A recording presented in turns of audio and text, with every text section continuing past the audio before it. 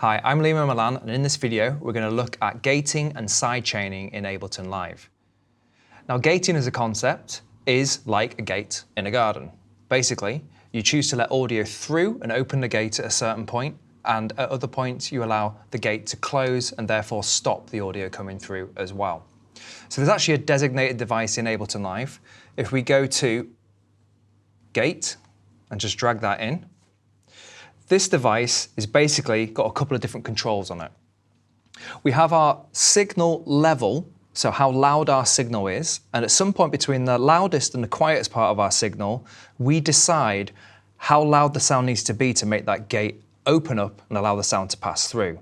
And that position, in terms of what level or what volume the signal will be, is called our threshold. So at the moment, I have a drum loop. If I just turn this device off, so a very simple drum loop just to demonstrate this purpose. If I turn the gate on, you can see on the display that the gate has a line to illustrate that it's opening up, and in the background of it we can see the source signal, or in the technical terms what we call the key input, the source signal which is triggering the sound as well. So we see the shape the gate's making, and we see the sound that made the gate open up in the first place. So if I pull the threshold all the way down, it means that our gate is ready to open up immediately when we hear the first part of a sound signal, like the lowest level signal.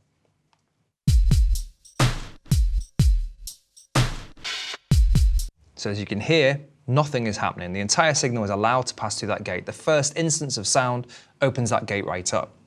Now if I pull it all the way to the top, the threshold is most likely going to be above the level of the drum signal, and therefore it will never have a chance to be told to open up.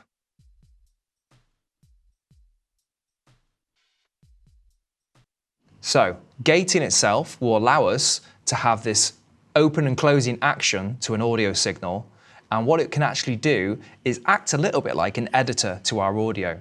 So the louder bits can come through, and the quieter bits are told to basically be silent because the gate has closed itself.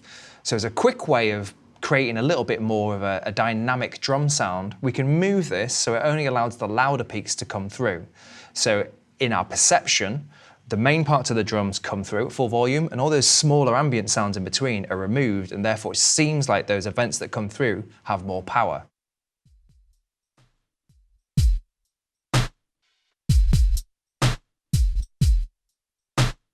So without, and with.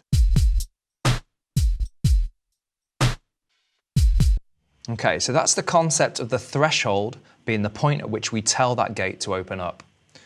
The next thing we want to do is control how the gate reacts to that command. When it gets told to open, how long is it going to take until it allows the volume to go fully opened? How long does it take for that sound to pass through? And then once it's allowed that sound to pass through, we have a control called the hold control. How long do we allow that gate to just stay swung open? And then when it's time for that hold period of time to stop, we can choose the release control, and that's how long it takes for it to close again. So you can have like a lazy gate opening up, takes a while to open up, holds for a while, and then takes a while to close, or a snappy gate where it's very quick to open and very quick to close as well. So we just play with those controls as we listen to the drums. It should make a little bit more sense.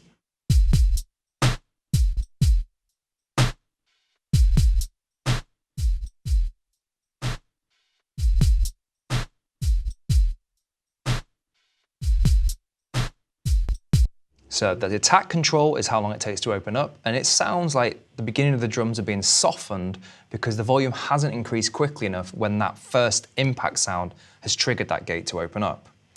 Let's have a look at the hold control.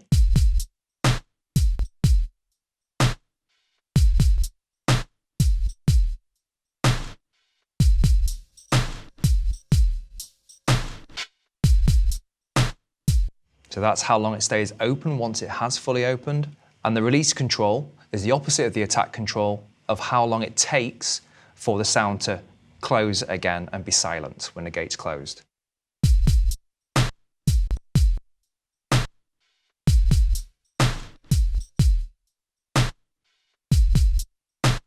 Okay, so that's the main concept of a gate, and it's useful because it's like an editing tool. It allows us to kind of remove parts within a passage of audio, but it's not permanent. It's live at all times. We can go back and rechange our preferences. So a lot of times for myself, when I'm layering up drum loops and I want to slightly kind of modify how much information's in that drum loop per layer, I'll use a gate, and then at later dates, or maybe the next day when I come back and listen to it, I might change those settings slightly because to me, with fresh ears, they're not quite right.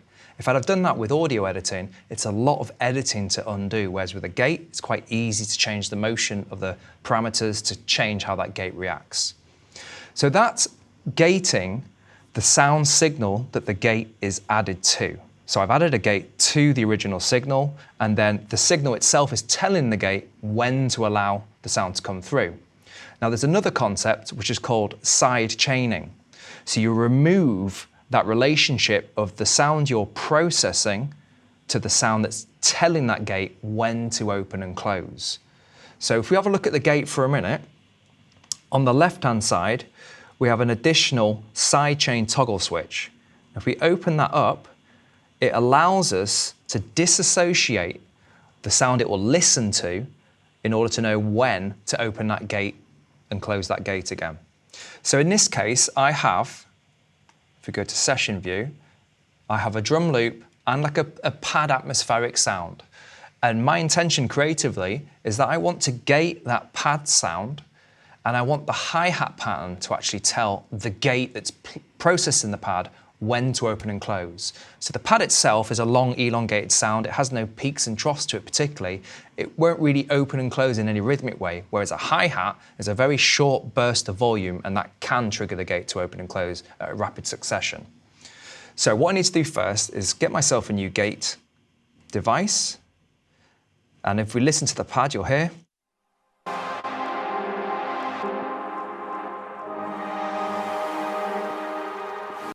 Apart from textural changes over time, it's pretty consistent in level. If we listen to our drum beat,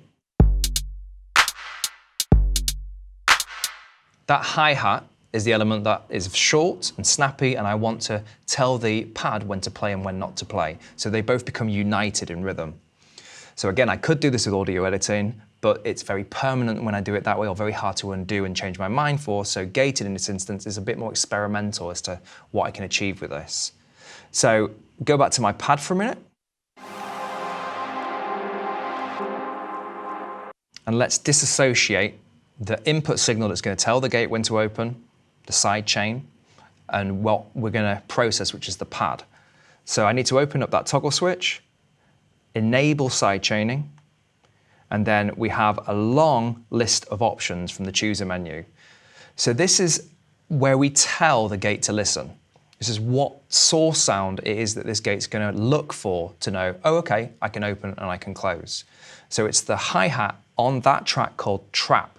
So it's a sub-menu system, meaning that I first need to identify the track that I want to put this focus on for this gate to listen to, and then find the individual element within that track or that drum kit that I want it to listen to, which is my hi-hat. So I go to trap, and then I have another menu that's underneath. And there's a huge range because that's a drum rack with lots of drum pads on it. And I need to go and find the sound that I want. So I'm just going to go to trap for a minute so I can identify what that hi-hat's called that's playing already. Okay, so it's called hi-hat closed. And if I want to make it even easier for myself, I can see that it's 1, 2, 3, 4, 5, 6, 7, the 7th pad on the drum rack. So let's go back to the gate. And let's have a look for what we have. So we have different places within the signal path, as we call it, that we can choose to take from the kick drum as a source sound, or from the rim shot sound or the snare sound and so on. So what we want to do is find that hi-hat closed, and we can choose to either listen to that sound as it is raw from the sample, as in the audio recording that's playing that hi-hat, or if there's lots of processing, we can choose to take the sound after that point as well. As a good rule of thumb when you're getting into this, let's just choose pre-effects as our source sound. So hi-hat closed, pre-effects, effects even. Now if we look at our gate signal on our pad,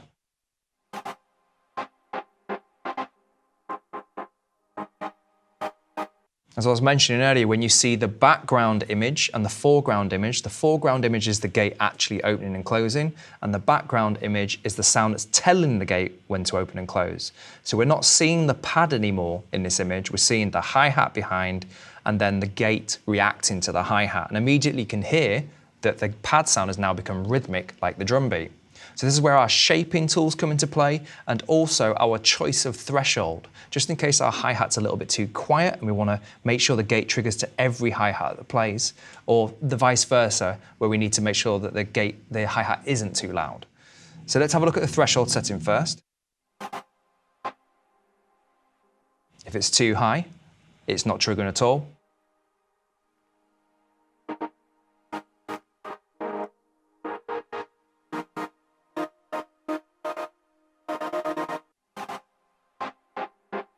Okay, so that's triggering with every event. Again, I can see in the background where the hi-hat lives, and the gate is definitely marrying to that and copying the motion of the part. So the next thing I need to do is just get out of this solo mode, because I'm just focusing on a sound, and although I might make it sound brilliant on its own, it may not fit to everything else that's playing. So let's take this out of solo, and then I'll look at changing the shape of the gate as it opens and closes.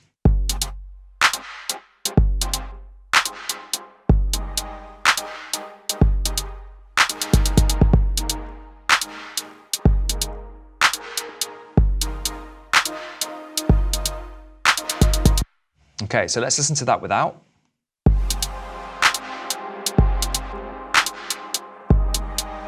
And with.